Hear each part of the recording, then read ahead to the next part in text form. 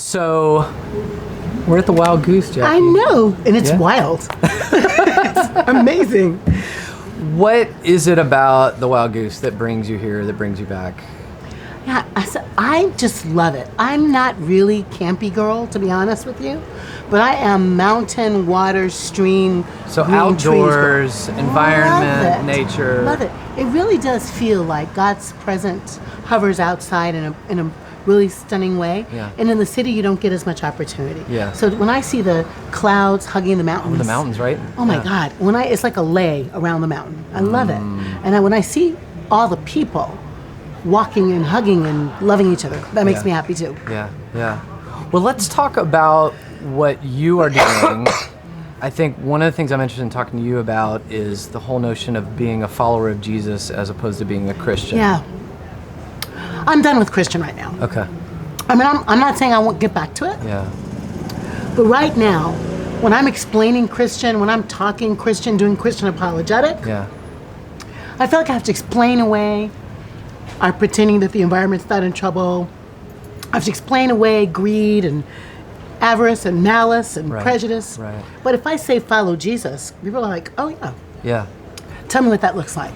And it's just easier without all the baggage to let people understand that Jesus is a good dude to hang out with. Right. Yeah.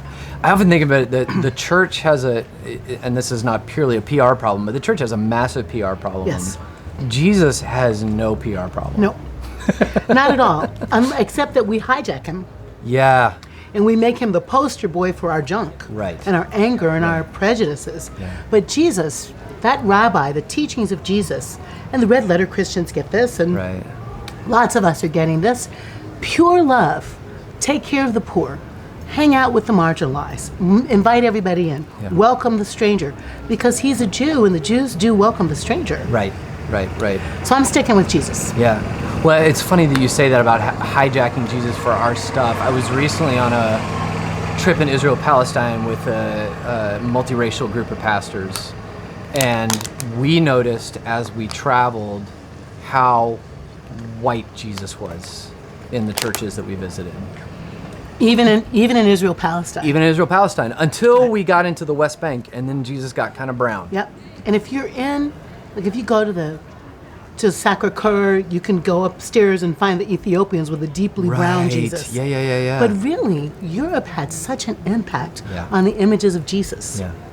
And it doesn't make any sense. So I'm glad you guys noticed that. And then we have to ask ourselves, how are we going to disrupt that? Because if Jesus is white, and he's not, if Jesus is white power, white hegemony, white racism, white supremacy are all more easily tucked into the wind beneath the white Jesus' wings. Right. Yeah. What was the whole controversy, on Fox News, of course, where it was Santa Claus is white. What? Hello? What? Oh my God! And so also is the Little Mermaid. Right. You right? cannot cast that black beautiful girl in that role. Even though Sebastian the Crab was a black man named Titus Burgess on Broadway. Right? The crab can be black, but the mermaid can't. So do you see how insidious white supremacy is? It's insane, and I really am in that place of learning more as I go. As being a straight white Southern male, this is this is what I am slowly waking up to. How can we decouple those things? Because the church, and in many ways the following of Jesus, maybe not spoken so purely, is wrapped up in whiteness. Absolutely. Right? And I just think, I'm going to say, I am deputizing you. Okay. This is the job of white men. It is the job of white men to talk to each other, to have learning circles. I'm not kidding. To read books together, like White Fragility or White Rage or Ta-Nehisi Coates' book or some James Baldwin, and really say, what's my responsibility as a white guy of faith to other white people, and to be really rabid about confronting white racism everywhere. I mean, that guy down in Texas, whose name we shall not say, who's preaching that the gospel doesn't go with social justice, with impunity. With impunity. Right. His peers signed the letter. Y'all got to disrupt it. I'm counting on you. I'm counting on you to speak the truth. People want to hear the truth. To preach sermons that call foul on that. To write articles for Sojourners and Pathos. Put your words in the public spaces, especially on the way to the 2020 election. We've got to really now shake loose Christian from white hegemony. Because we know that's not right. No, absolutely not, yeah. And then I think the next, and maybe it's moving further down the line, I think there is also this place where white folk who feel woke suddenly feel like they can speak on behalf of anybody who's marginalized. Right. And you're not advocating for that. I'm not advocating for that. I think last year here, either Ruby Sales or I said, we don't need allies, we need accomplices. I would say, I do want you and all of my white people listening to really become accomplices in building a just, generous, anti-racist society that is safe for women and the LGBTQ community. That's our goal. We got to make it safe for black and brown people. And I do need accomplices.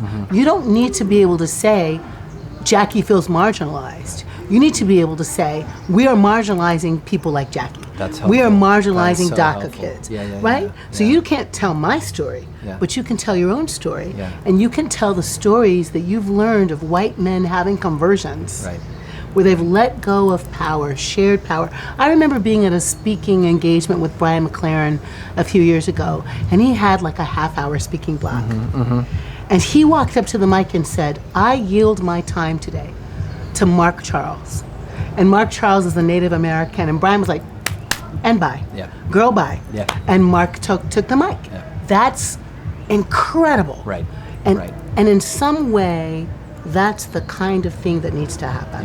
It reminds me of, I spent a lot of time in Middle East, in the Israel-Palestine context, and an Israeli peacemaker and a Palestinian peacemaker were scheduled on a joint tour of the United States, and the Palestinian peacemaker was not allowed in to the United States.